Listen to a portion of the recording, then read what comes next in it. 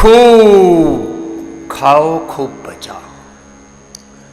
व्यायाम बल को बढ़ाने वाला सबसे बड़ा साधन है। ब्रह्मचर्य, संयम बल को बढ़ाने वाला सबसे बड़ा साधन है। तो जो अधिक न कर पाए भुजंगासन, और जो अधिक कर पाए 1 2 3 4 5 6 7 8 9 10 फास्ट कर लेना ऐसे, श्वास भरते हुए ऊपर।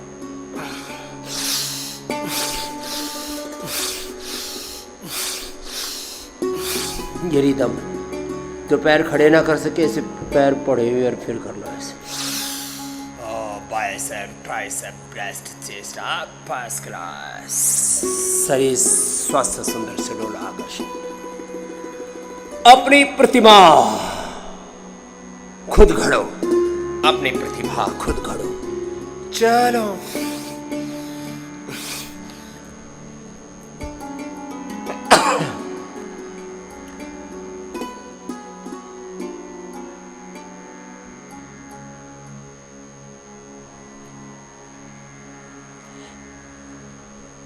एक बार तो जोर से पसीना ऐसे चूना चाहिए। अच्छा, फिर अश्वगंधा और शतावर, दो चीजें बता रहा हूं, ज्यादा तो याद भी नहीं रहती। अश्वगंधा शतावर खाओ, जितना चाहो उतना बल बढ़ाओ। लो, ये 1 ग्राम से लेकर के 2 ग्राम, और वह कुछ ज्यादा ही ठाड़े तगड़े हो भाई तो 1-1 चम्मच खा लेना। औषधि की मात्रा आपके बल आबल पर, आपके सामर्थ्य पर, प्राणायाम भी व्यायाम भी यथाशक्ति। हाँ, सबकी शक्ति, सबका सामर्थ्य, सबका बल एक जैसा नहीं होता। ऐसा ताकत के लिए दो चीजें बताता हूं, सबके लिए अश्वगंधा शतावर बताया। चक्रधड़, पुनर्धड़, सिरधड़, ये भी बताएंगे।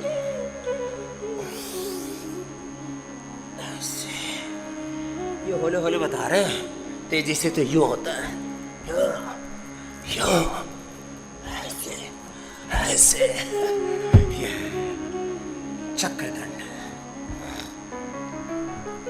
ऐसे ऐसे ऐसे।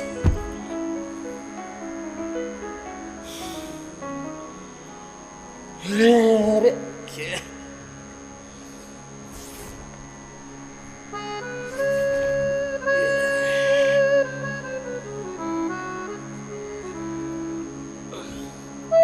अभ्यास की बात है। हमने तो बचपन में ऐसा अभ्यास कर लिया था, इसलिए दिक्कत नहीं है। आप भी कर लो, इसमें क्या है। 1 2 3, 1 2 3, 4।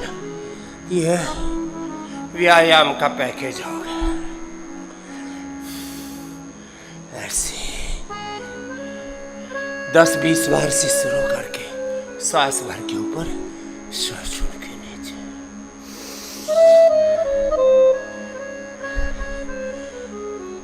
बल बढ़ाने के लिए घी खाओ,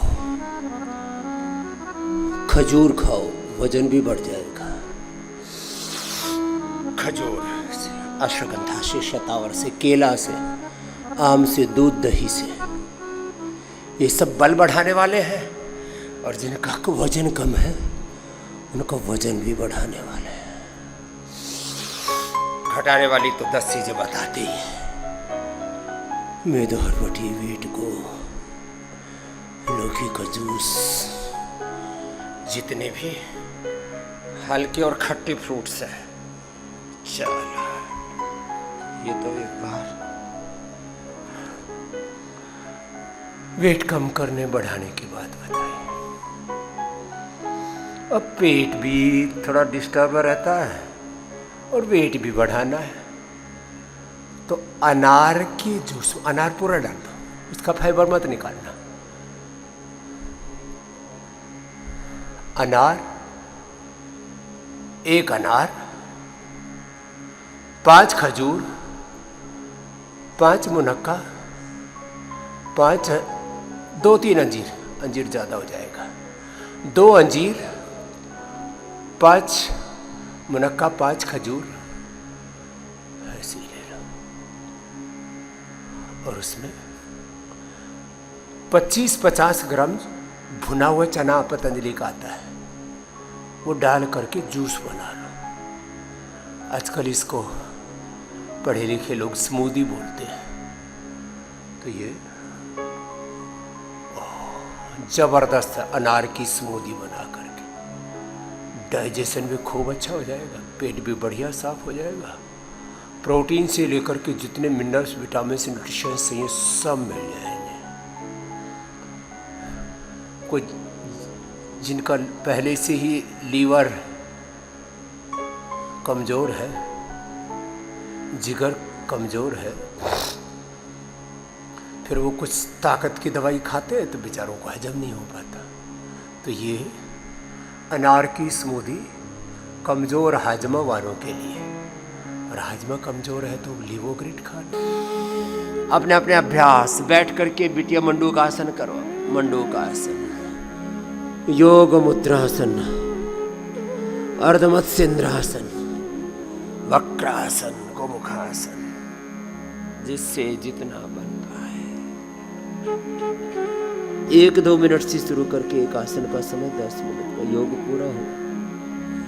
आयुर्वेद की औषध पूरी ले, परहेज पूरा करें। औषधि का जो अनुपान है, जो अपना खान पान है, उसका पूरा ध्यान रखें। पथ्य का, वृद्ध आहार का, अपनी योगचर्या का, दिनचर्या का, आहारचर्या का पूरा ध्यान, विचारचर्या का,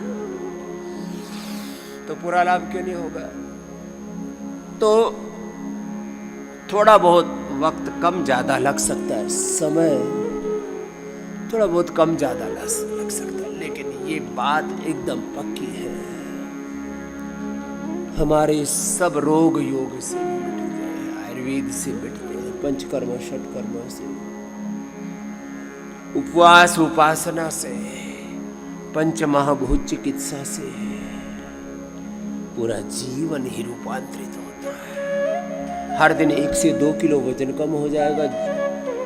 जिनका बहुत ही ढीठ है, किसी के तन की, किसी के मन की प्रकृति बड़ी ढीठ वाली होती है, बड़े इस पर कोई असर ही नहीं करती चीज, तो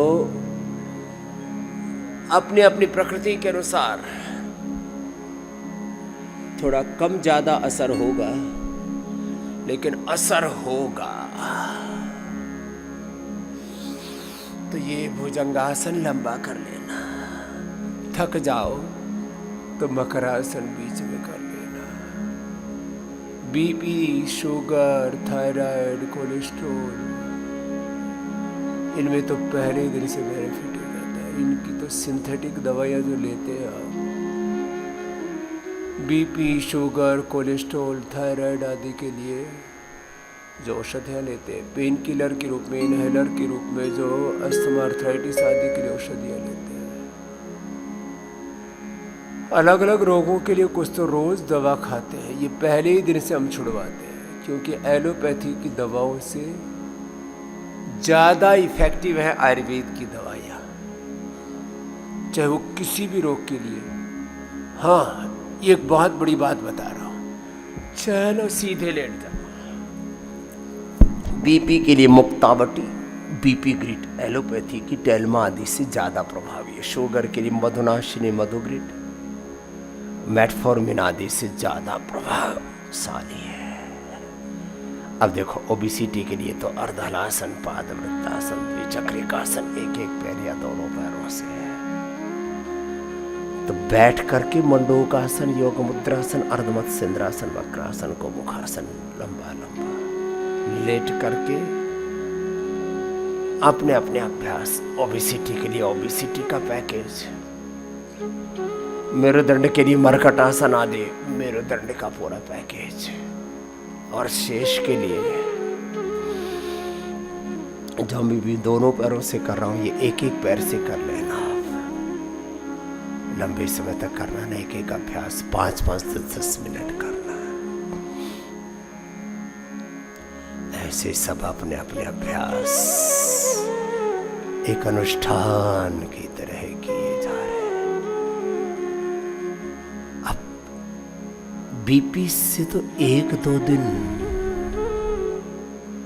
में, और बहुत पुराना 10-20-30 साल 40 साल पुराना बीपी करो, 1-2 सप्ताह लग जाएंगे, बाद में तो मुक्तावटी भी छूट जाएगी।